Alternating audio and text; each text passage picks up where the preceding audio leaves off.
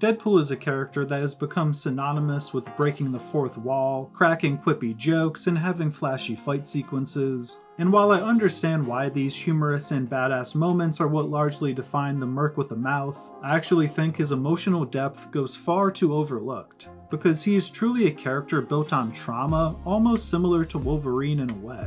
He just takes his trauma and attempts to mask it with an audacious amount of humor. So today I want to discuss his emotional motivation and journey in both Deadpool 1 and 2, because it is shockingly profound in my opinion.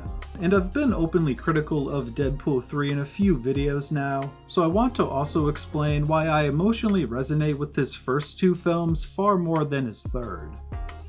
At the start of Wade's journey, he is a kind of directionless man. He was dishonorably discharged from the Canadian military and is now just working as a freelance mercenary because it's what he's good at and all he knows how to do. But then he meets Vanessa, and Vanessa really gives Wade direction in life and truly makes him happy. She understands and accepts him for the wacky individual that he is at his core, and the two spend a joy-filled year together and even get engaged. But then Wade gets terminal cancer. Just when life was starting to take off for him, everything comes crashing down, and he simply doesn't want to force Vanessa to watch him die slowly. So he leaves her and tries a Hail Mary attempt at curing his cancer by agreeing to let Francis experiment on his body. And I think Wade's why is very important here. He did not accept this experimentation for himself, he did it for Vanessa. He wants to live so that he can be with her and continue to protect her.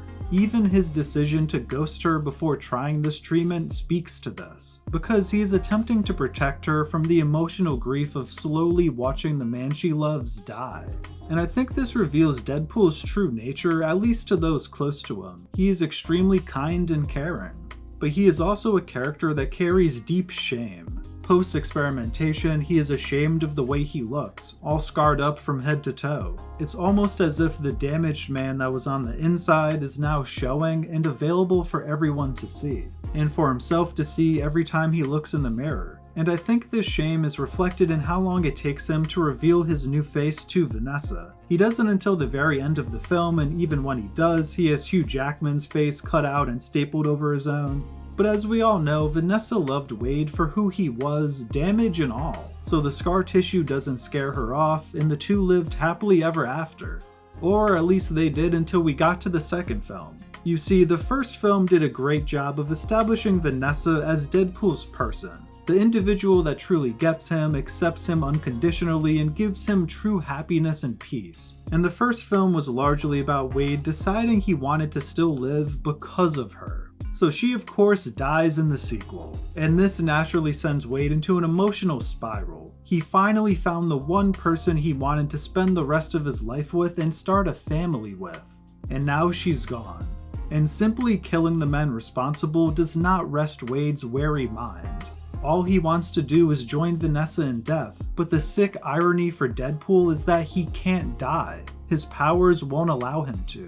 So we get scenes here and there throughout the film of Wade trying to join Vanessa on the other side, but he can't. It's not his time. His powers just won't let him yet.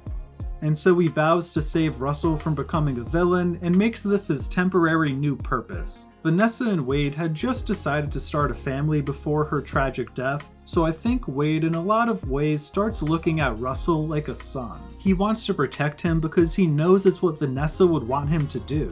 And in the third act, we see Wade put on a power-canceling collar and take a bullet for Russell, simultaneously saving Russell from the path of vengeance and becoming a villain, and finally sending Wade to the other side to join Vanessa. And I'll be real, when Deadpool finally embraces her and the acoustic version of Take On Me started playing, I was crying my eyes out in the movie theater. I mean, that whole sequence was just beautifully done. The lighting really gave an almost angelic look to the cluttered apartment setting they were in, but just when it seems like Wade will finally get his happy ending, he gets pulled back.